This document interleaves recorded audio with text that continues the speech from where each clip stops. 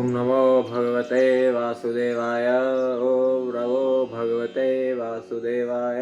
ओम नमो भगवते वासुदेवाय। श्रीमद्भागवतम स्कंद 2 अध्याय 8। राजा परीक्षित द्वारा पूछे गए प्रश्न। राजवाच ब्रह्मणा चोदितो ब्रह्मन् गुणाख्याने गुणस्य च यस्मै यस्मै यथा प्राह नारदो देवदर्शनः। राजा परीक्षित ने श्री शुकदेव गोस्वामी से पूछा कि श्री नारद मुनि, जिनके श्रोता ब्रह्मा द्वारा उपदेशित श्रोता जितने ही भाग्यशाली हैं, उन्होंने किस प्रकार भौतिक गुणों से रहित श्री भगवान के दिव्य गुणों का वर्णन किया और वे किन किन के समक्ष बोले। तात्पर्य: देवर्षि नारद को सीधे ब्रह्मा ने उपदेश दिया था। ब्रह्मा को भी परमेश्वर ने स्वयं उपदेश दिया था। अतः श्री नारद मुनि द्वारा विविध शिष्यों को दिए गए उपदेश स्वयं परमेश्वर द्वारा प्रदत्त उपदेशों के तुल्य हैं। वैदिक ज्ञान को समझने की यही विधि है। यह दिव्य ज्ञान गुरु शिष्य परंपरा द्वारा श्री भगवान से प्राप्त होकर अवरोही पद्धति के द्वारा सारे विश्व में फैलता है, किंतु मानसिक चिंतकों से वैदिक ज्ञान प्राप्त करने की संभावना नहीं है। अतः श्री नारद मुनि जहाँ कहीं भी जाते हैं, वे ईश्वर का प्रतिनिधित्व करते हैं और उनका प्राकट्य परमेश्वर के ही समान उत्तम होता है। इसी प्रकार जो गुरु शिष्य परंपरा दिव्य उपदेश का कड़ाई से अनुसरण करती है, वही प्रामाणिक होती है। और इन प्रामाणिक गुरुओं की परीक्षा यह है कि प्रारंभ में श्री भगवान ने अपने भक्तों को जो उपदेश दिया था और अब गुरु शिष्य परंपरा में जो उपदेश दिया जाता है, उसमें कोई अंतर नहीं होना चाहिए। श्री नारद मुनि ने श्री भगवान के दिव्य ज्ञान को जिस प्रकार वितरित किया, उसका वर्णन बाद के स्कंदों में किया जाएगा। ऐसा भी प्रतीत होगा कि श्री भगवान का अस्तित्व भौतिक दृष्टि के पूर्व भी था। फलतः उनके दिव्य नाम गुण इत्यादि किसी भौतिक गुण को सूचित करने वाले नहीं हैं। अतः जब भी श्री भगवान को अगुण कहा जाता है, तो इसका अभिप्राय यह नहीं होता कि वे गुण रहित हैं, वरन यह होता है कि उनमें सतो रजो या तमो गुणों जैसे भौतिक गुण नहीं पाए जाते, जो बद्ध जीवों में पाए जाते हैं। समस्त भौतिक अवधारणाओं से परे होने के कारण ही उन्हें अगुण कहा जाता है। एतद् वेदितुमिच्छामि तत्त्वं तत्त्वविदाम्बर हरेरद्भुतवीर्यस्य कथा लोक सुमंगलाः। राजा ने कहा, मैं जानने का इच्छुक हूँ। अद्भुत शक्तियों से संपन्न श्री भगवान से संबंधित कथाएं निश्चय ही समस्त लोकों के जीवों के लिए शुभ हैं। तात्पर्य: श्रीमद्भागवतम परमेश्वर की लीलाओं के वर्णनों का भरा पड़ा है और प्रत्येक लोक में निवास करने वाले जीवों के लिए मंगलकारी है। जो इसे संप्रदाय विशेष से संबंधित मान बैठता है, वह निश्चित रूप से भ्रम में रहता है। श्रीमद्भागवतम श्री भगवान के समस्त भक्तों के लिए अत्यंत प्रिय शास्त्र है, लेकिन यह भक्तों के लिए भी कल्याणप्रद है, क्योंकि इसके अनुसार भौतिक शक्ति के भंवर जाल में फंसे हुए अभक्त लोग भी इसके चंगुल से छूट जाते हैं, यदि वे श्रद्धा तथा ध्यान पूर्वक गुरु शिष्य परंपरा के समुचित स्रोत से श्रीमद्भागवतम की कथा को सुनते हैं। कथयस्व महाभाग यथाहम खिलात्मनि कृष्ण निवेश निसंगम मनक्षते कलेवरम। हे परम भाग्यशाली श्री शुकदेव गोस्वामी, आप मुझे कृपा करके श्रीमद्भागवतम सुनाते रहें, जिससे मैं अपना मन परमात्मा भगवान श्री कृष्ण में स्थिर कर सकूं और इस प्रकार भौतिक गुणों से सर्वथा मुक्त होकर अपना यह शरीर त्याग सकूं। तात्पर्य: श्रीमद्भागवतम में वर्णित दिव्य कथा के श्रवण में पूर्ण रूप से तन्मय होने का अर्थ है परमात्मा श्री कृष्ण के साथ निरंतर साहचर्य, और परम भगवान श्री कृष्ण के साथ ऐसे निरंतर साहचर्य का अर्थ होता है भौतिक गुणों से मुक्त हो जाना। भगवान श्री कृष्ण सूर्य के समान है और भौतिक कल्मश अंधकार के समान है। जिस प्रकार सूर्य की उपस्थिति में अंधकार हट जाता है, उसी प्रकार भगवान श्री कृष्ण का निरंतर साहचर्य मनुष्य को भौतिक गुणों के कल्मश से मुक्त करने वाला है। भौतिक गुणों का कल्मश बारंबार होने वाले जन्म तथा मृत्यु का कारण है, और भौतिक गुणों से मुक्ति का अर्थ गुणातीत होना है, अर्थात दिव्यत्व को प्राप्त करना है। मुक्ति के इस रहस्य को जान लेने के कारण महाराज परीक्षित को अब आत्म साक्षात्कार हो चुका था, क्योंकि श्री शुकदेव गोस्वामी ने राजा को कृपा पूर्वक बता दिया था कि जीवन की परम सिद्धि तो मृत्यु के समय नारायण के स्मरण में निहित है। महाराज परीक्षित को 7 दिनों के पश्चात देह त्याग करना था, अतः उन्होंने श्रीमद्भागवतम की कथा के माध्यम से श्री भगवान का स्मरण करते रहने और इस प्रकार भगवान श्री कृष्ण परमात्मा के समूर्ता सचेष्ट रहकर शरीर त्यागने का निश्चय किया। जो लोग वृत्तिक रूप में श्रीमद्भागवतम सुनते हैं, उनका सुनना महाराज परीक्षित के दिव्य श्रवण करने से भिन्न होता है। महाराज परीक्षित को परम सत्य रूप भगवान श्री कृष्ण का साक्षात्कार हो चुका था। सकाम भौतिकवादी मुक्त आत्मा नहीं होता। वह श्रीमद्भागवतम को सुनकर उसके द्वारा कोई भौतिक लाभ उठाना चाहता है। निसंदेह ऐसे श्रोता वृत्तिक वाचक व्यक्ति से श्रीमद् भागवतम सुनकर कुछ यथेष्ट भौतिक लाभ उठा सकते हैं, किंतु इसका अर्थ यह नहीं है कि ये एक सप्ताह एक तक श्रीमद् भागवतम का कृत्रिम श्रवण करने का दिखावा महाराज परीक्षित द्वारा श्रवण करने के तुल्य लाभदायक है। विचारवान व्यक्ति का यह कर्तव्य है कि वह आत्म साक्षात्कार प्राप्त व्यक्ति से श्रीमद् भागवतम सुने और व्यावसायिक लोगों के द्वारा ठगा न जाए। मनुष्य को चाहिए कि वह जीवन के अंतिम समय तक इसी प्रकार श्रीमद् भागवतम सुनता रहे, जिससे वास्तव में श्री भगवान की दिव्य संगति प्राप्त हो सके और वह इस प्रकार मुक्त हो सके। यद्यपि महाराज परीक्षित ने अपना राज्य तथा परिवार जो भौतिकवाद के सर्वाकर्षक अंग हैं पहले ही त्याग दिए थे, किंतु तो भी वे अपने भौतिक शरीर के प्रति सचेत थे। वे श्री भगवान की निरंतर संगति द्वारा ऐसे बंधन से भी मुक्त होना चाह रहे थे। शृण्वतः श्रद्धया नित्यं गृह्णतश्च स्वचेष्टितं कालेन नातिदीर्घेण भगवान विशते हृदि। जो लोग नियमित रूप से श्रीमद् भागवतम सुनते हैं और इसे अत्यंत गंभीरता पूर्वक ग्रहण करते हैं, उनके हृदय में अल्प समय में ही भगवान श्री कृष्ण प्रकट हो जाते हैं। तात्पर्य साधारण भक्त या भौतिकवाद में ग्रस्त भक्त आवश्यक योग्यताएं न होते हुए भी श्री भगवान को साक्षात देखने के लिए बहुत लालायित रहते हैं। ऐसे निम्न कोटि के भक्तों को यह अच्छी तरह जान लेना चाहिए कि भौतिक आसक्ति तथा साक्षात श्री भगवान का दर्शन करना एक साथ नहीं रह सकते। यह ऐसी आंतरिक प्रक्रिया नहीं है कि व्यावसायिक श्रीमद् भागवतम के वाचक निम्न कोटि के भौतिकवादी छद्म भक्तों के लिए यह कार्य कर सके। ये व्यावसायिक लोग ऐसा करने में अयोग्य हैं, क्योंकि ना तो उन्हें आत्म साक्षात्कार हुआ रहता है और ना ही श्रोताओं की मुक्ति में उनकी कोई अभिरुचि होती है। वे तो केवल अपनी गृहस्थी बनाए रखकर अपने पेशे से कुछ भौतिक लाभ उठाने में रुचि रखते हैं। महाराज परीक्षित को केवल 7 दिन जीवित रहना था, किंतु दूसरों के हित में वे स्वतः बताते हैं कि लोग श्रीमद् भागवतम को नित्य अपने प्रयास से तथा भक्तिपूर्वक गंभीरता से सुने। इससे हृदय के भीतर भगवान श्री कृष्ण का शीघ्र दर्शन करने में उन्हें सहायता मिलेगी। किंतु छद्म भक्त अपनी सनक के अनुसार श्री भगवान का दर्शन करने का बहुत इच्छुक रहता है। वह श्रीमद् भागवतम को नियमित रूप से सुनने के लिए ना तो कोई गंभीर प्रयास करता है और ना ही भौतिक लाभ की इच्छा से विरक्त हो पाता है। यह महाराज परीक्षित जैसे अधिकारी द्वारा संस्तुत विधि नहीं है, जिन्होंने श्रीमद् भागवतम सुनकर उससे लाभ उठाया। प्रविष्टः कर्णरंध्रेण स्वानाभाव सरोरुहं धुनोति श्यामलं कृष्णः सलिलस्य यथा शरत्। परमात्मा रूप भगवान श्री कृष्ण का शब्द अवतार अर्थात श्रीमद् भागवतम स्वरूप सिद्ध भक्त के हृदय में प्रवेश करता है। उसके भावात्मक संबंध रूपी कमल पुष्प पर आसीन हो जाता है और इस प्रकार काम, क्रोध तथा लोभ जैसी भौतिक संगति की धूल को धो डालता है। इस प्रकार यह गंदले जल के तालाबों में शरद ऋतु की वर्षा के समान कार्य करता है। तात्पर्य कहा जाता है कि श्री भगवान का एक अकेला शुद्ध भक्त संसार के समस्त पति जीवों को उबार सकता है। अतः जिसे श्री नारद मुनि या श्री सुखदेव गोस्वामी जैसे शुद्ध भक्त का विश्वास प्राप्त है और जो अपने गुरु से शक्ति प्राप्त करता है, जिस प्रकार श्री नारद मुनि ने ब्रह्मा से प्राप्त की थी, वह न केवल स्वयं को माया के चंगुल से छुड़ा सकता है, वरन अपनी शुद्ध तथा शक्ति संपन्न भक्ति की शक्ति से सारे संसार को उबार सकता है। गंदले जलाशयों में गिरने वाली शारदीय वर्षा से उपमा देना अत्यंत उपयुक्त है। वर्षा ऋतु में समस्त नदियों का पानी गंदला हो जाता है, किंतु शरद ऋतु में जब हल्की वर्षा होती है तो संसार भर में नदियों का जल स्वच्छ हो जाता है। किसी रसायन की अल्प मात्रा से शहरी जलागार के समान किसी छोटे जलाशय का जल स्वच्छ किया जा सकता है, किंतु ऐसे अल्प प्रयास से नदियों जैसे जलाशयों का जल स्वच्छ नहीं किया जा सकता।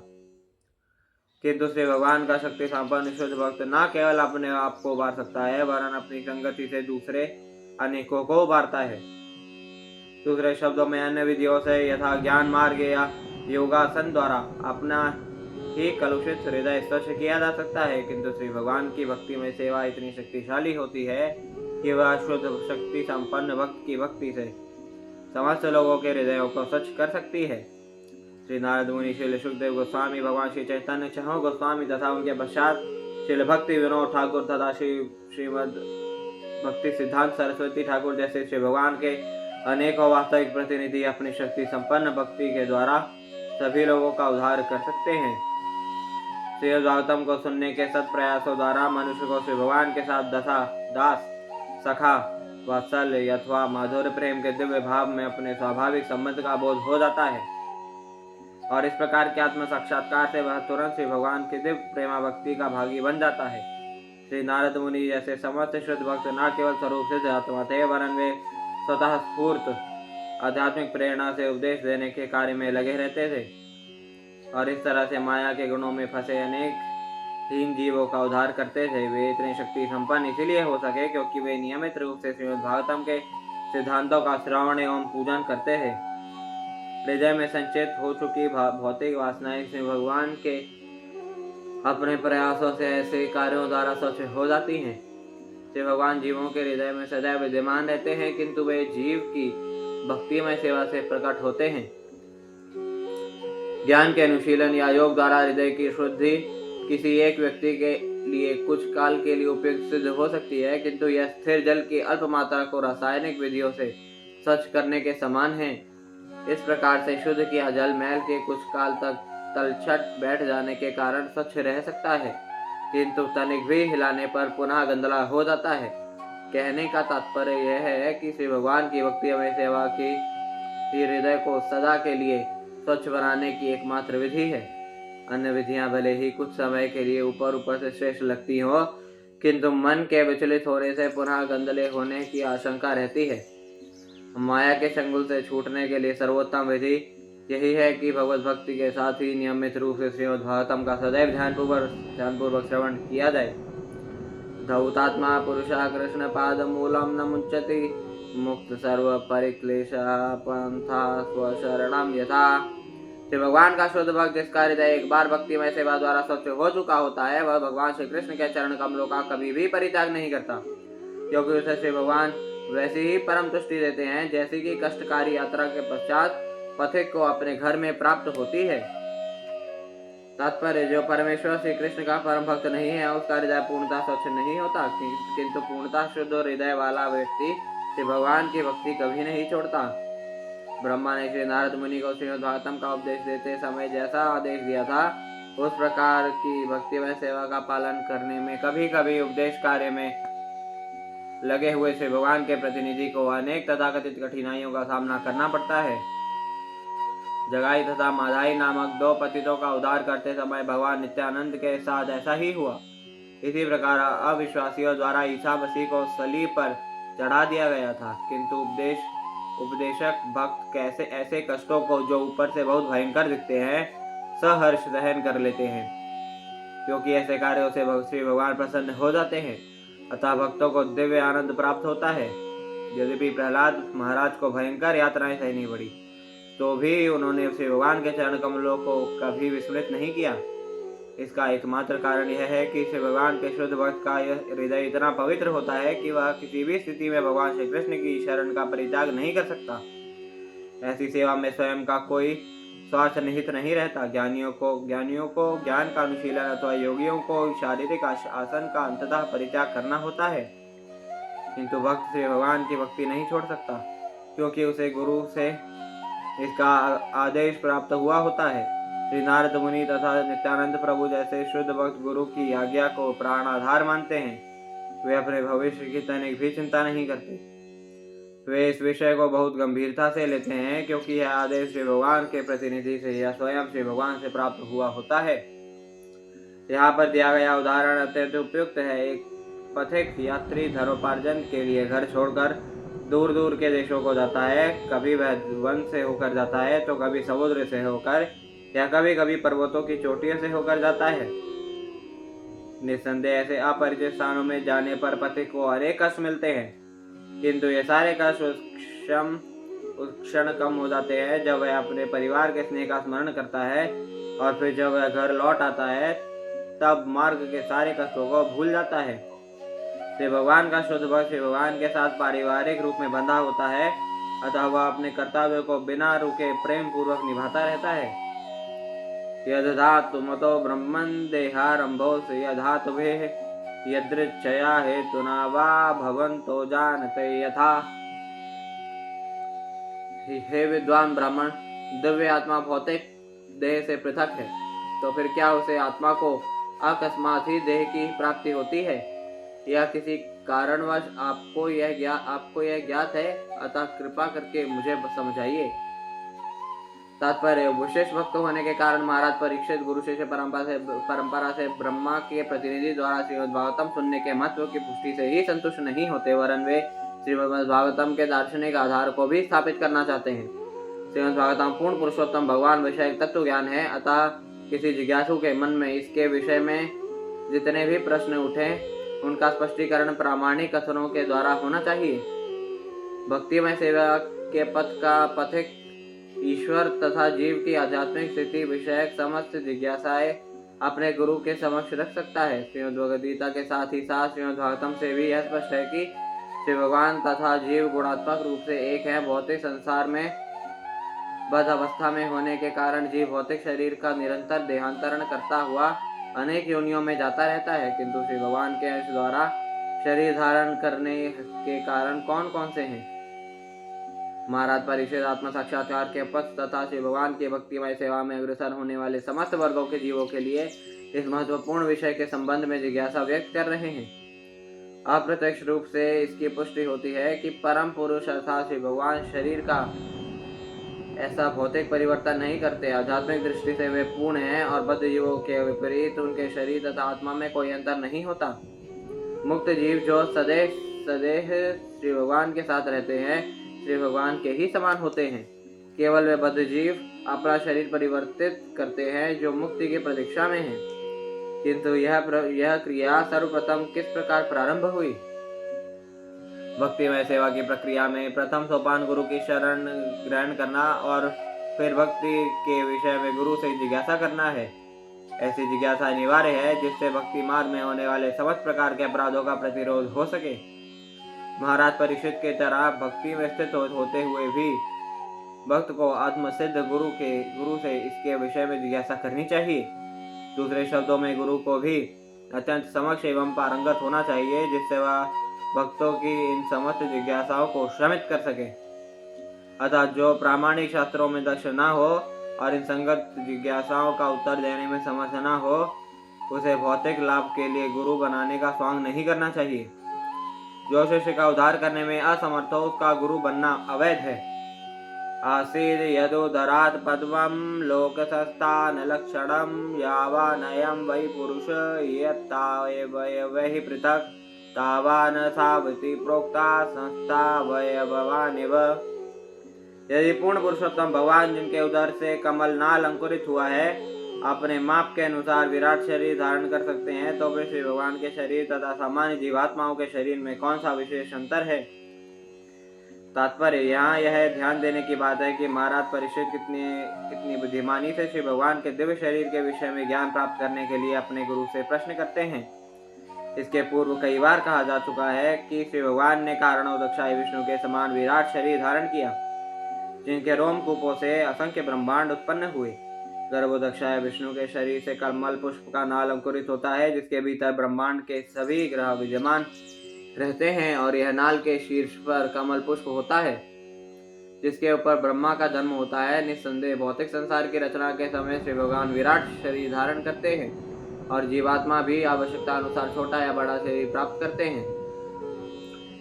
उदाहरणार्थ, हाथी को आवश्यकता अनुसार विशाल देह प्राप्त होती है और चींटी को अपनी आवश्यकता के अनुसार लघु देह प्राप्त मिलती है। इसी तरह यदि श्री भगवान ब्रह्मांडों को या किसी ब्रह्मांड के ग्रहों को समाहित करने के लिए विराट शरीर धारण करते हैं, तो आवश्यकता अनुसार किसी विशेष प्रकार के शरीर को धारण करने के नियम में कोई अंतर नहीं पड़ता। जीव तथा ईश्वर को केवल शरीर के आकार प्रमाप के कारण विभेदित नहीं किया जा सकता।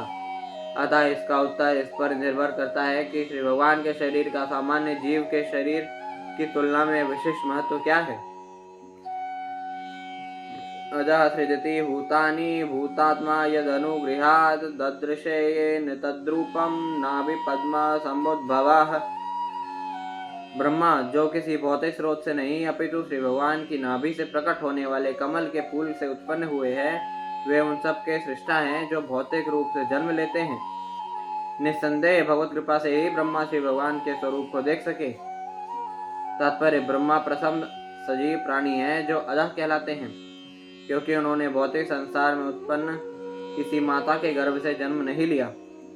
वे श्री भगवान के कमल पुष्प रूपी शारीरिक विस्तार के से सीधे प्रकट हुए थे। इस प्रकार यह स्पष्ट नहीं हो पाता कि श्री भगवान तथा ब्रह्मा के शरीर एक ही प्रकार के हैं या भिन्न भिन्न। इसे भी अच्छी तरह समझ लेना होगा। किंतु एक बात जो निश्चित है वह यह है कि ब्रह्मा श्री भगवान की कृपा पर पूर्णतः आश्रित थे, क्योंकि जन्म के पश्चात वे श्री भगवान की कृपा से ही जीवों को उत्पन्न कर सके थे और श्री भगवान का दर्शन कर सके थे। किंतु उन्होंने श्री भगवान के जिस रूप को देखा था वह ब्रह्मा जैसे गुण वाला था या नहीं, यह चकराने वाला प्रश्न है। इसलिए महाराज परीक्षित इसके उत्तर को श्री सुखदेव गोस्वामी से स्पष्ट कर लेना चाहते थे। स चापि यत्र पुरुषो विश्वस्थित्युद्भवाप्ययः मुक्त्वात्ममाया मायेशः शेते सर्वगुहाशयाः। कृपया उन श्री भगवान के विषय में भी बताएं जो प्रत्येक हृदय में परमात्मा तथा समस्त शक्तियों के स्वामी के रूप में स्थित हैं, किंतु जिनकी बहिरंगी शक्ति उनका स्पर्श तक नहीं कर पाती। तात्पर्य निश्चित रूप से ब्रह्मा ने श्री भगवान के जिस रूप को देखा था वह दिव्य रहा होगा, अन्यथा उन्होंने उस सृजनात्मक शक्ति से प्रभावित हुए बिना उस पर कैसे दृष्टिपात किया होता। यहाँ ऐसा समझ में आता है कि वह वही पुरुष प्रत्येक जीवात्मा के हृदय में स्थित हैं। इसकी भी समुचित व्याख्या होनी चाहिए। पुरुषा वयैर्लोका सपाला पूर्वकल्पिताः लोकैर्मुष्यावयवाः सपालैरिति सुषुमा। हे विद्वान ब्राह्मण, इसके पूर्व व्याख्या की गई थी कि ब्रह्मांड के समस्त ग्रह अपने अपने लोकपालकों सहित विराट पुरुष के विराट शरीर के विभिन्न अंगों में ही स्थित हैं।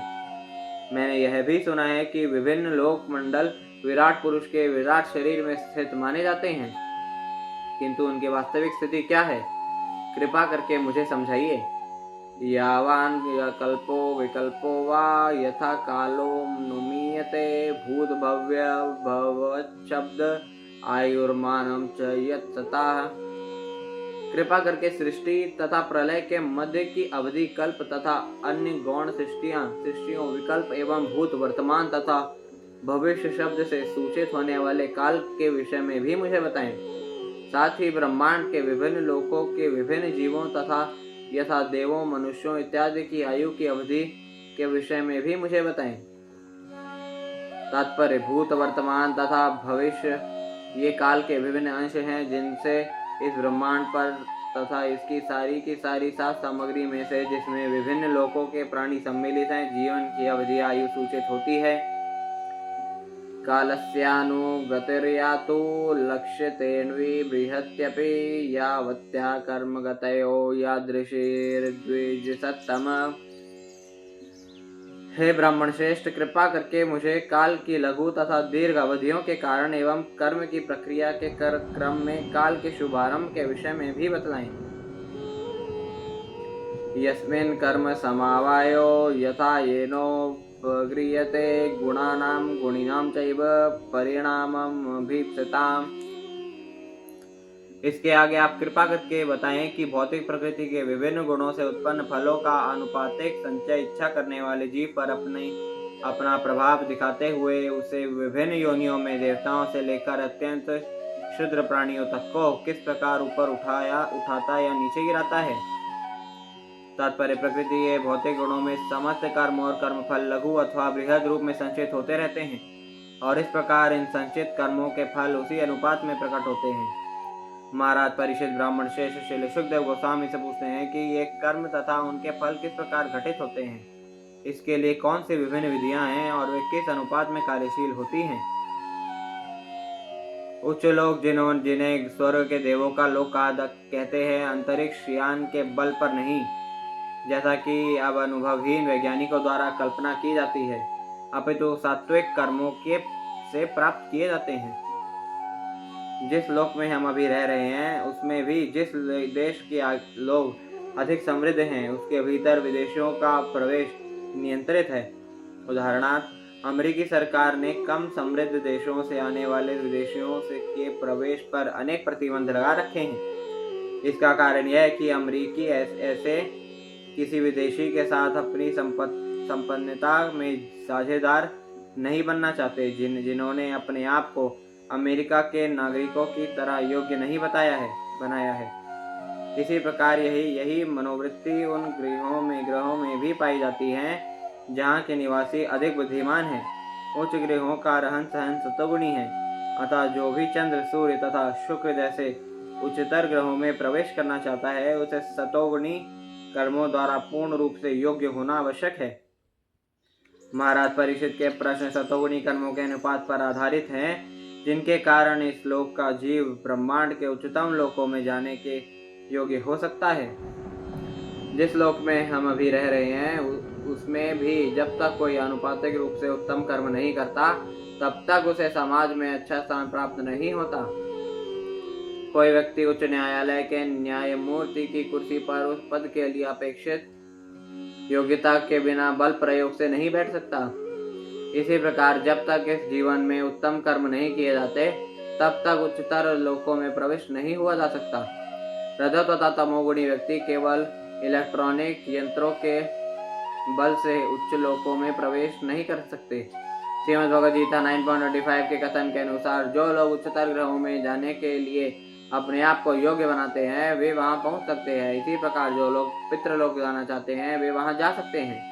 ठीक इसी प्रकार से इस पृथ्वी पर रहकर जो अपनी दशा सुधारना चाहते हैं, वे ऐसा कर सकते हैं, और जो लोग श्री भगवान के धाम वापस जाने के काम में लीन हैं, वे वैसा परिणाम पा सकते हैं। सत्व गुण में संपन्न किए जाने वाले समस्त कर्म सामान्यतया भक्ति युक्त शुभ कर्म, भक्ति युक्त ज्ञान का अनुशीलन, भक्ति युक्त योग तथा अंत में सत्वगुण के अन्य किसी प्रकार के मिश्रण से रहित नितांत शुद्ध भक्ति के नाम से जाने जाते हैं। यह अमिश्रित शुद्ध भक्ति दिव्य होती है और पराभक्ति कहलाती है। केवल इसी के द्वारा ईश्वर के दिव्य धाम को पाया जा सकता है। ऐसा दिव्य धाम कोई कपोल कल्पना नहीं है, अपितु उतना ही वास्तविक है जितना कि चंद्रमा। ईश्वर तथा ईश्वर के धाम को समझने के लिए मनुष्य में दिव्य गुण होने चाहिए। भूपातालक कुव्योम गृह नक्षत्र भूभृताम सरित समुद्र द्वीपानाम संभवश्चैत दोकसाम। हे ब्राह्मण श्रेष्ठ, कृपा करके यह भी बताएं कि ब्रह्मांड भर के गोलकों, स्वर्ग की चारों दिशाओं, आकाश, ग्रहों, नक्षत्रों, पर्वतों, नदियों, समुद्रों तथा द्वीपों एवं इन सब के विविध प्रकार के निवासियों की उत्पत्ति किस प्रकार होती है। तात्पर्य, विभिन्न किस्म के भूभागों इत्यादि के निवासी भिन्न प्रकार से स्थित होते हैं और वे सभी विषयों में एक समान नहीं होते। स्थल के निवासी जल या आकाश के निवासियों से भिन्न होते हैं। इसी प्रकार विभिन्न ग्रहों तथा आकाश के नक्षत्रों के निवासी भी एक दूसरे से भिन्न होते हैं। ईश्वर के नियम के अनुसार कोई भी स्थान रिक्त नहीं है, किंतु एक स्थान के निवासी दूसरे से भिन्न होते हैं। यहाँ तक कि मानव समाज में भी जंगलों अथवा मरुस्थलों के निवासी ग्रामों तथा नगरों के निवासियों से भिन्न होते हैं। ऐसे वे प्रकृति के विभिन्न गुणों के अनुसार निर्मित होते हैं। प्रकृति के नियमों का यह समंजन अंधाधुंध नहीं होता। इस अवस्था के पीछे विशाल आयोजन होता है। महाराज परीक्षित इन सब बातों को प्रामाणिक रीति से महामुनि श्री ऋषभदेव गोस्वामी से जानने की प्रार्थना करते हैं। प्रमाण मंड कोशस्य बाह्याभ्यंतरभेदता महतां चानुचरितां वर्णाश्रम विनिश्चयाः। साथ ही कृपा करके ब्रह्मांड के बाहरी तथा भीतरी विशिष्ट विभागों, महापुरुषों के चरित्र तथा कार्यों और विभिन्न वर्णों एवं जीवन के चारों आश्रमों के वर्णीकरण का भी वर्णन करें। तात्पर्य, महाराज परीक्षित भगवान श्री कृष्ण के विलक्षण भक्त हैं, अतः वे श्री भगवान की सृष्टि की संपूर्ण महत्ता को जानने के इच्छुक हैं।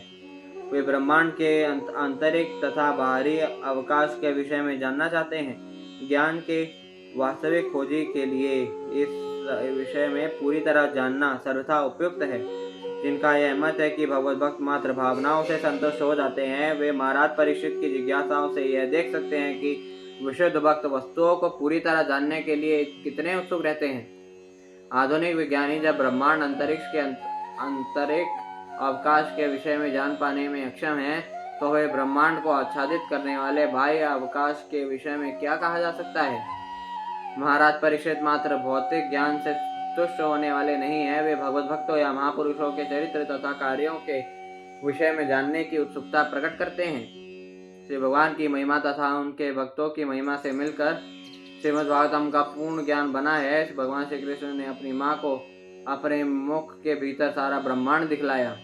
जब उनकी माँ अपने पुत्र प्रेम से पूर्ण रूप से मुग्ध होने के कारण यह देखना चाह रही थी कि उन्होंने मुख के भीतर कितनी मिट्टी खाई है, किंतु भगवत कृपा से भक्त लोग श्री भगवान के मुख के भीतर ही ब्रह्मांड की सारी वस्तुएं देखने में सक्षम होते हैं।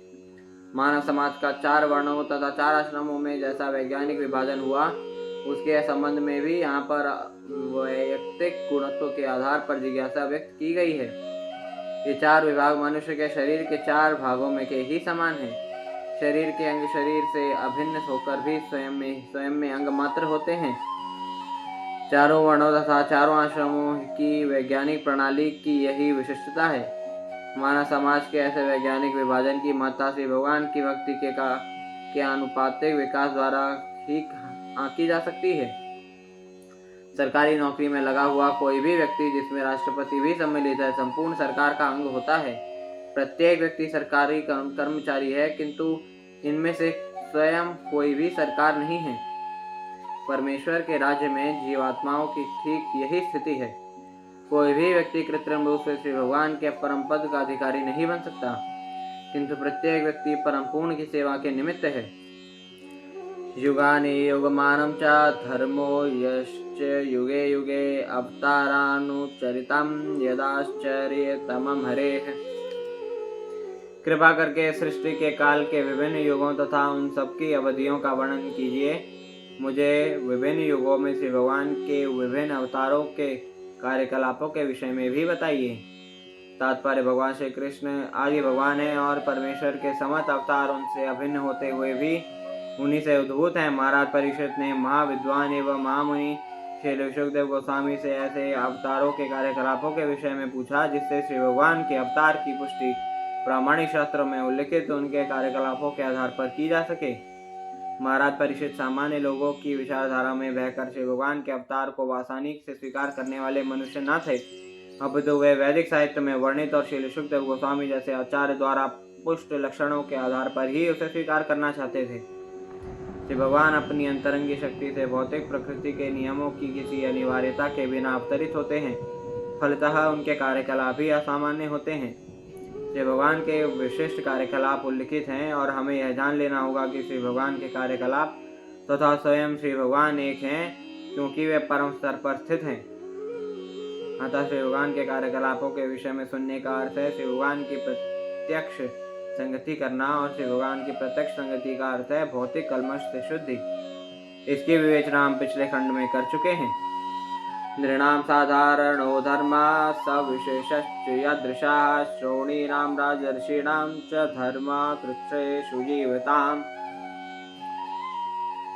कृपा करके यह भी बताइए कि मानव समाज के सामान्य धार्मिक संपर्क सूत्र के क्या हों, धर्म में उनके विशिष्ट कर्तव्य क्या हो, सामाजिक व्यवस्था तथा प्रशासकीय राजकीय व्यवस्था का वर्गीकरण तथा विपत्तिग्रस्त मनुष्य का धर्म क्या हो। तात्पर्य, मनुष्यों को की सभी श्रेणियों का, चाहे वे कोई या कुछ भी हो, सामान्य धर्म भक्तिमय सेवा है। यहाँ तक कि भगवत भक्ति में पशुओं को भी सम्मिलित किया जा सकता है, और इसका सर्वोत्कृष्ट उदाहरण भगवान श्री राम के महान भक्त वज्रांग या हनुमान जी द्वारा प्रस्तुत हुआ है। जैसा कि हम पहले कह चुके हैं, यदि श्री भगवान के वास्तविक भक्त का पथ प्रदर्शन प्राप्त हो, तो आदिवासी तथा मानव भक्षी लोग भी श्री भगवान की भक्ति में लग सकते हैं। स्कंद पुराण में एक कथा है कि एक बहेलिया श्री नारद मुनि के प्रभाव से किस प्रकार श्री भगवान का अत्यंत प्रबुद्ध भक्त बन गया। अतः श्री भगवान की भक्तिमय सेवा का प्रत्येक जीव द्वारा समान रूप से लाभ लिया जा सकता है। विभिन्न देशों में विभिन्न सांस्कृतिक परिस्थितियों में जो धार्मिक लगाव होता है, वह स्पष्टतः मानव का सामान्य धर्म नहीं है, अपितु मूल सिद्धांत भक्तिमय सेवा है। यदि कोई धर्म पूर्ण पुरुषोत्तम परमेश्वर की श्रेष्ठता को स्वीकार नहीं भी करता, तो भी उसके अनुयायियों को किसी विशेष नेता द्वारा निर्दिष्ट अनुशासनिक नियमों का पालन करना होता है। धार्मिक संप्रदाय का ऐसा नेता कभी भी सर्वोपरि नहीं होता। क्योंकि ऐसा प्रासंगिक नेता अपने पद पर किसी तपस्या के माध्यम से आता है, किंतु नेता बनने के लिए श्री भगवान को ऐसे अनुशासनिक कार्य नहीं करने पड़ते, जैसा कि हम भगवान श्री कृष्ण के कार्यकलापों में देखते हैं। समाज की जातियों तथा आश्रमों के कर्तव्य जीविका के नियमों पर आधारित होते हुए भक्ति के सिद्धांतों पर भी निर्भर करते हैं। श्रीमद् भगवद गीता में कहा गया है कि मनुष्य अपने कर्मों के फल को श्री भगवान की भक्ति में सेवा में अर्पित करने मात्र से जीवन की परम सिद्धि प्राप्त कर सकता है। श्री भगवान की भक्ति में सेवा के सिद्धांतों का अनुगमन करने वाला कभी कष्ट नहीं भोगता, अतः आपद धर्म का कोई प्रश्न ही नहीं उठता, जैसा कि महान अधिकारी श्री सुखदेव गोस्वामी द्वारा इस ग्रंथ में बताया जाएगा। श्री भगवान की भक्ति में सेवा के अतिरिक्त अन्य कोई धर्म नहीं है, भले ही वह विभिन्न रूपों में प्रकट क्यों न हो। तत्वाना परिसंख्यानम लक्षणम हेतु लक्षणम पुरुषाराधन विविधिर्योगस्याध्यात्मिकस्य च।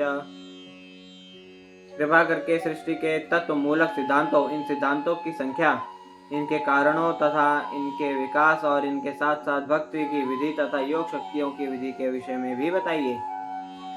योगेश्वर योगेश्वर ऐश्वर्य गतिर्लिंग भंगस्तु योगिनाम वेदोपवेद धर्माणाम इतिहास पुराणयोः। महान योगियों के ऐश्वर्य क्या है और उनकी अंतिम गति क्या है? पूर्ण योगी किस प्रकार सूक्ष्म शरीर से विरक्त होता है? इतिहास की शाखाओं तथा पूरा पुराणों सहित वैदिक साहित्य का मूलभूत ज्ञान क्या है? तात्पर्य: योगेश्वर 8 प्रकार की सिद्धियां प्रदर्शित कर सकता है, जिनमें परमाणु से भी सूक्ष्म बनना या पंख से भी हल्का होना, इच्छानुसार वस्तु को प्राप्त करना और जहाँ भी इच्छा हो चले जाना, आकाश में किसी ग्रह का निर्माण करना इत्यादि कृत्य सम्मिलित हैं। ऐसे अनेक योगेश्वर हैं जो ऐसी नाना प्रकार की सिद्धियों में दक्ष होते हैं, और इनमें से सर्वश्रेष्ठ हैं शिव। शिव सर्वश्रेष्ठ योगी हैं और सामान्य जीवों से कहीं बढ़कर अद्भुत कार्य करने वाले हैं। पूर्ण पुरुषोत्तम परमेश्वर के भक्त योगी शक्तियों का प्रत्यक्ष रूप से अभ्यास नहीं करते, किंतु भगवत कृपा से वे दुर्वासा मुनि जैसे महान योगेश्वर को भी प्राप्त कर सकते हैं, जो महाराज अम्बरीश से झगड़ा मोल लेकर उन्हें अपनी योग शक्ति की अद्भुत उपलब्धियां दिखाना चाहते थे। महाराज अम्बरीश श्री भगवान के शुद्ध भक्त थे, अतः श्री भगवान ने अम्बरीश महाराज द्वारा किसी प्रयास के बिना ही उन्हें योगेश्वर श्री दुर्वासा मुनि के क्रोध से बचा लिया और मुनि को राजा से क्षमा मांगनी पड़ी। इसी प्रकार जब द्रौपदी को कुरुवंशी मिलकर भरी सभा में नग्न देखना चाह रहे थे, तब श्री भगवान ने इस संकट की घड़ी में अशेष साड़ी प्रदान करके उसकी रक्षा की थी, और द्रौपदी को तो किसी योग शक्ति का ज्ञान भी नहीं था। अतः श्री भगवान की असीम शक्ति के बल पर भक्त भी योगेश्वर होते हैं। ठीक उसी प्रकार जिस प्रकार बालक अपने माता पिता की शक्ति से शक्तिशाली बनता है, वे किसी कृत्रिम उपाय से अपनी रक्षा नहीं करते, किंतु माता पिता के अनुग्रह से बच जाते हैं। महाराज परीक्षित ने विद्वान ब्राह्मण श्री सुखदेव गोस्वामी से ऐसे महान योगियों के अंतिम गंतव्य के विषय में अथवा वे किस प्रकार अपने प्रयासों से या भगवत कृपा से ऐसी अद्वितीय शक्तियां प्राप्त करते हैं, उसके विषय में भी प्रश्न किए। उन्होंने सूक्ष्म तथा स्थूल भौतिक शरीर से उनकी विरक्ति के विषय में भी प्रश्न किए। उन्होंने वैदिक ज्ञान के सार के विषय में भी जिज्ञासा प्रकट की, जैसा कि श्रीमद् भगवद गीता 15.15 में कहा गया है, समस्त वेदों का सार पूर्ण पुरुषोत्तम भगवान को जानना और इस प्रकार से भगवान का दिव्य रूप प्रिय दास बनना है। संप्लवः सर्वभूतानां विक्रमा प्रतिसंक्रमः इष्टापूर्तस्य काम्यानां त्रिवर्गस्य च यो विधेः। कृपा करके मुझे बताइए कि जीवों की उत्पत्ति, पालन और उनका संहार किस प्रकार होता है। श्री भगवान की भक्ति में सेवा करने से जो लाभ तथा हानियां होती हैं, उन्हें भी समझाइए। वैदिक अनुष्ठान तथा उपवैदिक धार्मिक कृत्यों के आदेश क्या हैं, एवं धर्म, अर्थ तथा काम के साधनों की विधियां क्या हैं। तात्पर्य: संप्लवा सम्यक साधन के अर्थ में भक्तिमय सेवा संपन्न करने के लिए प्रयुक्त होता है, जबकि प्रतिसंप्लवा इसके बिल्कुल विपरीत है और भक्ति की प्रगति को विनष्ट करने वाले का द्योतक है। जो व्यक्ति श्री भगवान की भक्तिमय सेवा में दृढ़ता पूर्वक स्थित है, वह सरलता पूर्वक बद्ध जीवन के कार्यों को कर सकता है। बद्ध जीवन बिताना समुद्र के बीच में नाव के खेने जैसा है। इसमें मनुष्य को पूर्ण रूप से समुद्र की कृपा पर आश्रित रहना पड़ता है। क्योंकि किसी भी क्षण थोड़े से विक्षोभ में से नाव डूब सकती है। हाँ, यदि मौसम अच्छा रहा तो निस्संदेह नाव सरलता से चलती रहती है, किंतु यदि थोड़ा भी तूफान, कोहरा, झंझा या बादल रहा तो किसी भी क्षण नाव की डूबने की संभावना रहती है। कोई भौतिक रूप से कितना ही साधन संपन्न क्यों न हो, वह समुद्र की तरंग को नियंत्रित नहीं कर सकता। उन्होंने जहाजों के द्वारा समुद्र पार किया है, उन्हें समुद्र की कृपा पर निर्भर रहने का पर्याप्त अनुभव होगा, किंतु भगवत कृपा से भवसागर को बिना झंझा या कोहरे के भय से के सरलता से पार किया जा सकता है। यह सब श्री भगवान की इच्छा पर निर्भर करता है। यदि बद्ध जीवन में कोई दुर्भाग्यपूर्ण खतरा उत्पन्न हो जाए तो कोई कुछ नहीं कर सकता, किंतु श्री भगवान के भक्त भवसागर को चिंता रहित होकर पार कर लेते हैं, क्योंकि शुद्ध भक्त की सदैव श्री भगवान द्वारा रक्षा की जाती है। श्रीमद्भगवद्गीता 9.13। श्री भगवान अपने भक्तों के भौतिक बद्ध जीवन के कार्यकलापों की ओर विशेष ध्यान देते हैं। श्रीमद्भगवद्गीता 9.29।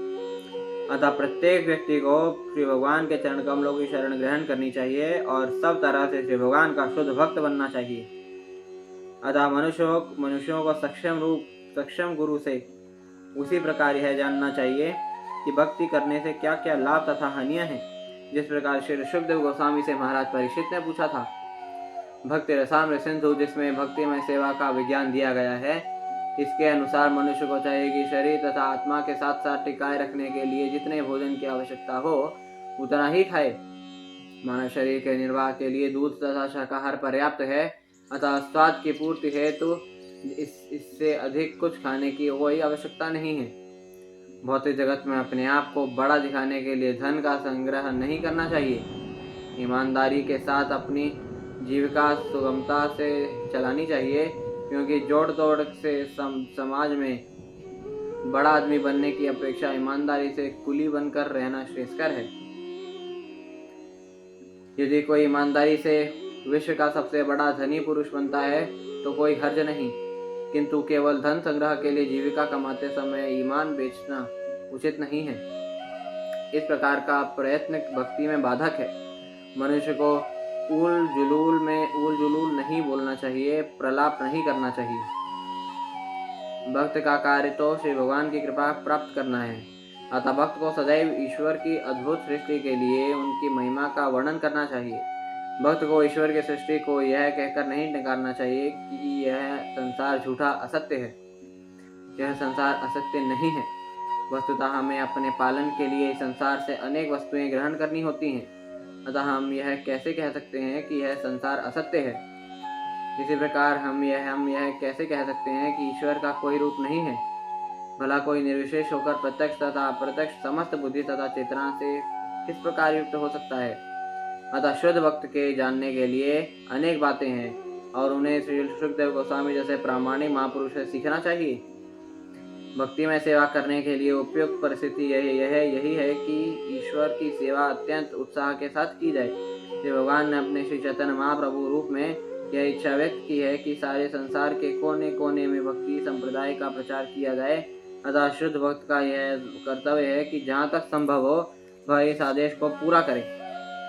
प्रत्येक भक्त को न केवल दैनिक भक्ति अनुष्ठानों को संपन्न करने के प्रति उत्साहित होना चाहिए, अपितु भगवान श्री चैतन्य के पद चिन्हों का अनुसरण करते हुए संप्रदाय का शांतिपूर्वक प्रचार भी करना चाहिए। यदि उसे ऊपरी तौर पर इस प्रयास में सफलता नहीं मिलती तो उसे अपने कर्तव्य से विमुख नहीं होना चाहिए। शुद्ध भक्त के लिए सफलता असफलता का कोई अर्थ नहीं होता, क्योंकि वह युद्ध भूमि में सैनिक के समान होता है। भक्तिमय सेवा की विचारधारा का प्रचार ठीक वैसा ही है जैसे कि भौतिक जीवन के विरुद्ध युद्ध की घोषणा करना। भौतिकवादी कई प्रकार के होते हैं, यथा सकाम कर्मी, ज्ञानी, चमत्कारी, योगी इत्यादि जैसे और भी। वे सभी ईश्वर के अस्तित्व के विरोधी हैं। वे अपने आप को ही ईश्वर घोषित करते हैं, भले ही वे पग पग पर प्रत्येक कार्य के लिए ईश्वर की कृपा पर आश्रित क्यों न रहें। अतः शुद्ध भक्त को चाहिए कि इन नास्तिकों के गिरोहों का संग न करें। श्री भगवान का सबल भक्तों के ऐसे नास्तिकवादी प्रचार से कभी भ्रमित नहीं होता, किंतु नव जिज्ञासु भक्त को इनसे बहुत सतर्क रहना चाहिए। भक्त को प्रामाणिक गुरु के पथ प्रदर्शन में ठीक से भक्ति करनी चाहिए। मात्र औपचारिकताओं से नहीं चिपके रहना चाहिए। प्रामाणिक गुरु के निर्देशन में यह देखना चाहिए कि कितनी भक्ति में सेवा की जा रही है, मात्र अनुष्ठान के संबंध में नहीं। भक्त को किसी वस्तु के पीछे नहीं दौड़ना चाहिए, वरन भगवान की इच्छा से जो प्राप्त हो उसी से संतुष्ट रहना चाहिए। भक्तिमय जीवन का यही सिद्धांत होना चाहिए। ऐसे सभी सिद्धांत श्री शुकदेव गोस्वामी जैसे गुरु के निर्देशन में सरलता से सीखे जा सकते हैं। महाराज परीक्षित ने शुकदेव जी से ठीक ही पूछा और मनुष्य को उनके इस उदाहरण का अनुकरण करना चाहिए। महाराज परीक्षित ने भौतिक संसार की उत्पत्ति, पालन तथा संहार, वैदिक अनुष्ठानों की विधि तथा पुराणों एवं महाभारत जैसे उपवेदों में वर्णित पवित्र कार्य करने की विधि के विषय में पूछा। जैसे कि पहले व्याख्या की जा चुकी है, महाभारत प्राचीन भारत का इतिहास है और पुराण भी वैसे ही हैं। पुण्य कार्यों का उल्लेख उपवेदों स्मृतियों में हुआ है और उनमें सामान्य जनता को जल उपलब्ध कराने के लिए तालाब तथा कुएं खोदने जैसे कार्य सम्मिलित हैं। सड़कों के किनारे वृक्ष लगाना, मंदिर तथा ईश्वर की पूजा के स्थल बनवाना, निर्धनों को अन्न देने के लिए दान केंद्र खोलना तथा इसी प्रकार के अन्य कार्य पूर्त कहलाते हैं। इसी प्रकार राजा ने सभी के लाभ और इंद्र दृष्टि के लिए प्राकृतिक इच्छाओं की पूर्ति की विधि के विषय में जानने की भी जिज्ञासा प्रकट की। योगानुशायनां सर्गात् पाषण्डस्य च संभवः आत्मनो बन्ध मोक्षाच्च व्यवस्थानां स्वरूपतः। कृपया यह भी समझाएं कि श्री भगवान के शरीर में समाहित जीव किस प्रकार उत्पन्न होते हैं और पाखंडी जन किस तरह इस संसार में प्रकट होते हैं। यह भी बताएं कि किस प्रकार अबद्ध जीवात्मा विद्यमान रहते हैं। तात्पर्य श्री भगवान के प्रति प्रगतिशील भक्त को प्रामाणिक गुरु से पूछना चाहिए कि सृष्टि के समय श्री भगवान के शरीर में समाहित जीवात्मा किस प्रकार वापस आते हैं। जीवात्मा दो प्रकार के होते हैं, नित्य मुक्त जीव तथा नित्यबद्ध जीव। नित्यबद्ध जीव के भी दो प्रकार हैं, आज्ञाकारी तथा अवज्ञाकारी। आज्ञाकारी जीव के पुनः दो भेद हैं, भक्त तथा मानसिक तर्कवादी। मानसिक तर्कवादी श्री भगवान के अस्तित्व में विलीन हो जाना चाहते हैं, जबकि श्री भगवान के भक्तगण अपनी पृथक सत्ता बनाए रखकर श्री भगवान की सेवा में निरंतर लीन रहना चाहते हैं। ऐसे भक्त जो पूर्ण रूप से शुद्ध नहीं हुए हैं तथा ज्ञान मार्गी दार्शनिक अगली सृष्टि में और अधिक शुद्धिकरण के लिए पुनः बद्ध हो जाते हैं। ऐसे बद्ध जीव श्री भगवान की भक्ति में सेवा में प्रगति के साथ मुक्त हो जाते हैं। महाराज परीक्षित ने ये सारे प्रश्न प्रामाणिक गुरु से पूछे, जिससे वे भगवद विज्ञान में निष्णात हो सकें। यथात्म तंत्रो भगवान विक्रीडत्यात्म मायया विसृज्य वा यथा माया मुदा से साक्षीवद विभोः। स्वतंत्र श्री भगवान अपनी अंतरंगी शक्ति से अपनी लीलाओं का आस्वादन करते हैं और प्रलय के समय वे इन्हें बहिरंगी शक्ति को प्रदान कर देते हैं और स्वयं साक्षी रूप में बने रहते हैं। तात्पर्य, भगवान श्री कृष्ण पूर्ण पुरुषोत्तम भगवान होने तथा समस्त अन्य अवतारों के स्रोत होने के कारण वे ही एकमात्र स्वतंत्र पुरुष हैं। वे अपनी इच्छानुसार सृजन द्वारा लीलाओं का आस्वादन करते हैं और प्रलय के समय इन्हें बहिरंगी शक्ति को प्रदान कर देते हैं। केवल अंतरंगी शक्ति से ही वे पूतना का वध करते हैं, यद्यपि वे माता यशोदा की गोद में लीलाओं का आनंद लेते रहते हैं। जब वे इस संसार से प्रयाण करना चाहते हैं तो वे अपने ही वंश यदुकुल के संहार की लीला रचाते हैं और ऐसे विनाश से अप्रभावित बने रहते हैं। जो कुछ घटित हो रहा है वे उसके साक्षी हैं, तो भी उससे उन्हें कुछ लेना देना नहीं होता। वे सब प्रकार से स्वतंत्र हैं। शुद्ध भक्त को यह सब अच्छी तरह जानना चाहिए। इसीलिए महाराज परीक्षित ने पूरी तरह जान लेने की जिज्ञासा प्रकट की। सर्वमेतच्च भगवन् पृच्छतो मेनु पूर्वशः तत्तो हर्षिउदारहतां प्रपन्नाय महामुने। हे श्री भगवान के प्रतिनिधि रूप महर्षि, आप मेरी उन समस्त जिज्ञासाओं को कृपा करके शांत कीजिए जिनके विषय में मैंने आपसे प्रश्न किए हैं, तथा उनके विषय में भी जिन्हें मैं जिज्ञासा करने के प्रारंभ से प्रस्तुत नहीं कर सका। क्योंकि मैं आपकी शरण में आया हूँ, अतः मुझे इस संबंध में पूर्ण ज्ञान प्रदान करें। तात्पर्य, गुरु अपने शिष्य को ज्ञान प्रदान करने के लिए सदैव उद्यत रहते हैं, विशेष रूप से जबकि शिष्य अत्यंत उत्सुक हो। प्रगतिशील शिष्य के लिए उत्सुकता बनाए रखना अत्यंत आवश्यक है। महाराज परीक्षित विलक्षण शिष्य हैं, क्योंकि वे नितांत उत्सुक हैं। यदि कोई आत्म साक्षात्कार के लिए अत्यधिक उत्सुक नहीं होता तो केवल शिष्यता दिखाने के लिए उसे गुरु के पास नहीं जाना चाहिए। महाराज परीक्षित न केवल जो कुछ उन्होंने पूछा है उसके विषय में जानने के उत्सुक हैं, वरन जो कुछ वे नहीं पूछ पाए उसके विषय में भी जानने के लिए उत्सुक हैं। वस्तुतः मनुष्य के लिए गुरु से हर एक बात पूछना संभव नहीं है, किंतु प्रामाणिक गुरु सब प्रकार से शिष्य के लाभ हेतु उसे प्रकाश दे सकते हैं। अत प्रमाणम ही भवान् परमेष्ठियतात्मभू अपरेचानुतिष्ठन्ते पूर्वेषां पूर्वजैः कृतम्। हे महर्षि, आप आदि जीव ब्रह्मा के तुल्य हैं।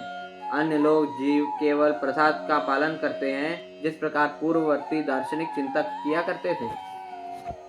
तात्पर्य यहाँ यह दलील रखी जा सकती है कि श्री सुखदेव गोस्वामी ही अध्यात्म संबंधी पूर्ण ज्ञान के एकमात्र अधिकारी नहीं हैं। अन्य अनेक मुनि तथा उनके अनुयायी भी अधिकारी हैं। श्री व्यास देव के समकालीन अथवा उनसे भी पूर्व अनेक महर्षि हुए हैं, यथा गौतम, कणाद, जैमिनी, कपिल तथा अष्टावक्र, और इन सभी ने अपने अपने दार्शनिक मार्ग प्रस्तुत किए हैं। पतंजलि भी इनमें से एक हैं। इस प्रकार इन छहों ऋषियों की आधुनिक दार्शनिकों तथा मानसिक तर्कवादियों के ही समान अपनी अपनी विचारधाराएं हैं। श्री सुखदेव गोस्वामी तथा उपयुक्त छहों ऋषियों के दार्शनिक मार्गों में अंतर यही है कि जहाँ छहों ऋषि अपने चिंतन के अनुसार तथ्यों का वर्णन करते हैं, वहीं श्रीमद्भागवतम के में श्री सुखदेव गोस्वामी प्रत्यक्ष ब्रह्मा से प्राप्त हुए ज्ञान को प्रस्तुत करते हैं, जिन्हें आत्मभू कहा जाता है, अर्थात वे जो सर्वशक्तिमान श्री भगवान से जन्मे हैं और उन्हीं से शिक्षित किए हुए हैं। वैदिक दिव्य ज्ञान का अवतरण सीधे श्री भगवान से होता है। उनकी कृपा से ब्रह्मांड के प्रथम जीव ब्रह्मा को ज्ञान प्राप्त हुआ। ब्रह्मा से श्री नारद मुनि को और श्री नारद मुनि से श्री व्यास देव को ज्ञान मिला। श्री सुखदेव गोस्वामी ने इस दिव्य ज्ञान को सीधे अपने पिता श्री व्यास देव से प्राप्त किया। इस प्रकार गुरु शिष्य परंपरा से प्राप्त ज्ञान परिपूर्ण है। जब तक कोई गुरु शिष्य परंपरा से ज्ञान प्राप्त नहीं करता, तब तक वह पूर्ण रूप से गुरु नहीं बन सकता। दिव्य ज्ञान प्राप्त करने का यही रहस्य है। भले ही उपयुक्त छह ऋषि महान चिंतक हों, किंतु मानसिक तर्क वितर्क द्वारा प्राप्त उनका ज्ञान पूर्ण नहीं है। दार्शनिक मत प्रस्तुत करने में कोई ज्ञान मार्गी चाहे कितना ही पूर्ण क्यों न हो, ऐसा ज्ञान कभी भी पूर्ण नहीं होता, क्योंकि वह अपूर्ण मन की उपज होता है। ऐसे महान ऋषियों का भी गुरु शिष्य परंपराएं होती हैं, किंतु ये प्रामाणिक नहीं होती, क्योंकि वे स्वतंत्र पूर्ण पुरुषोत्तम भगवान नारायण से सीधी नहीं आती। नारायण के अतिरिक्त कोई भी स्वतंत्र नहीं हो सकता, अतः किसी का भी ज्ञान पूर्ण नहीं हो सकता, क्योंकि हर एक का ज्ञान चलायमान मन पर आश्रित है। मन भौतिक है, अतः भौतिक चिंतकों द्वारा प्रस्तुत ज्ञान कभी भी दिव्य और पूर्ण नहीं हो सकता। संसारी दार्शनिक स्वयं अपूर्ण होने के कारण अन्य दार्शनिकों से मतभेद रखता है, क्योंकि जब तक संसारी दार्शनिक अपना स्वयं का सिद्धांत प्रस्तुत नहीं करता, तब तक वह दार्शनिक नहीं कहा जाता। महाराज परीक्षित जैसे बुद्धिमान पुरुष इन मानसिक तर्कवादियों को नहीं मानते, चाहे वे कितने ही बड़े क्यों न हों।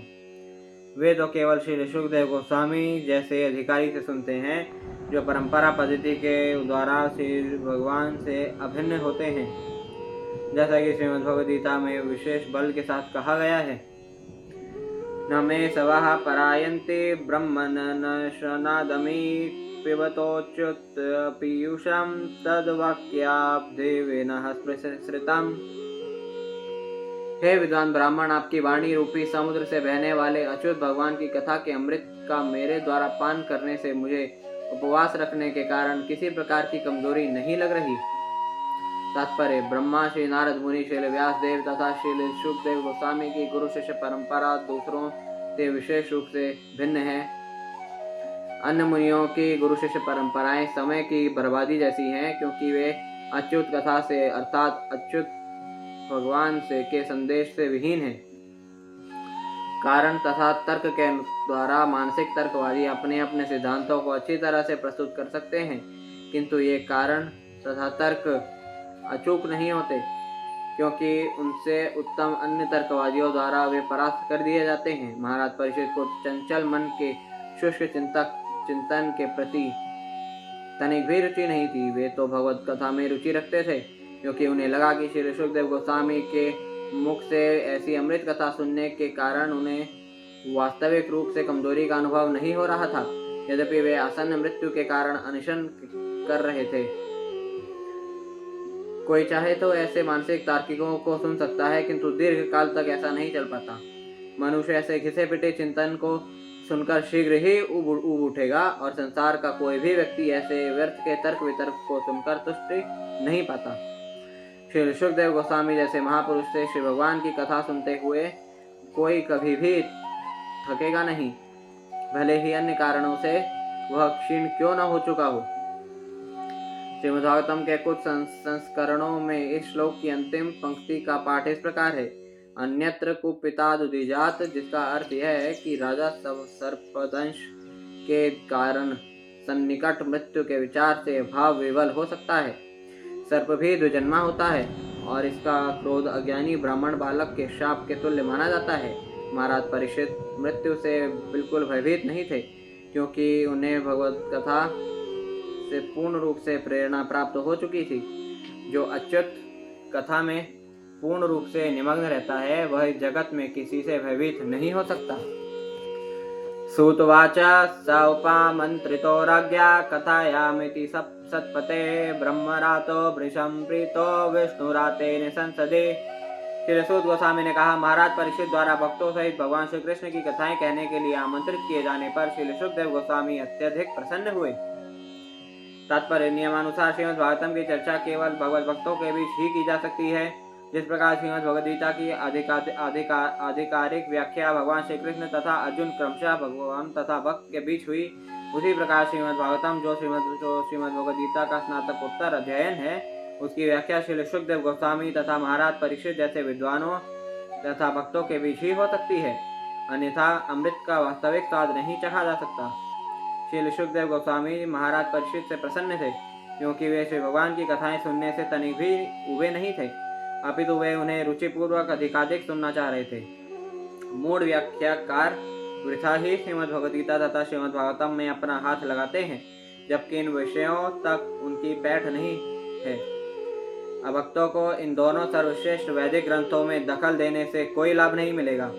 अतः शंकराचार्य ने श्रीमद् भागवतम का भाष्य करने में हाथ नहीं लगाया। श्रीपाद शंकराचार्य ने अपने श्रीमद् भागवतम के भाष्य में भगवान श्री कृष्ण को पूर्ण पुरुषोत्तम भगवान के रूप में स्वीकार किया है, परंतु बाद में उन्होंने निर्विशेषवादी दृष्टि से टीका की है। किंतु अपनी स्थिति से अवगत होते हुए उन्होंने श्रीमद् भागवतम पर टीका नहीं लिखी। श्री सुखदेव गोस्वामी को भगवान श्री कृष्ण का संरक्षण प्राप्त था, देखे ब्रह्म वैवर्त पुराण, इसीलिए उन्हें ब्रह्मरात कहा गया है। श्रीमान परीक्षित महाराज को विष्णुरात कहा जाता है, क्योंकि उन्हें भगवान श्री विष्णु का संरक्षण प्राप्त था।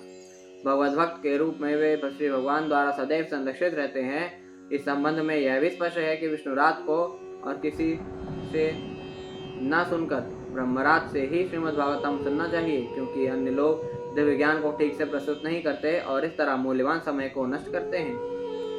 प्राह भागवतम नाम पुराणम ब्रह्म संहिताम ब्रह्मणे भगवत प्रोक्तम ब्रह्म कल्प उपागते। उन्होंने महाराज परीक्षित के प्रश्नों का उत्तर देना यह कहकर प्रारंभ किया कि इस भगवत विज्ञान को सर्वप्रथम स्वयं श्री भगवान ने ब्रह्मा से उनके जन्म के समय कहा।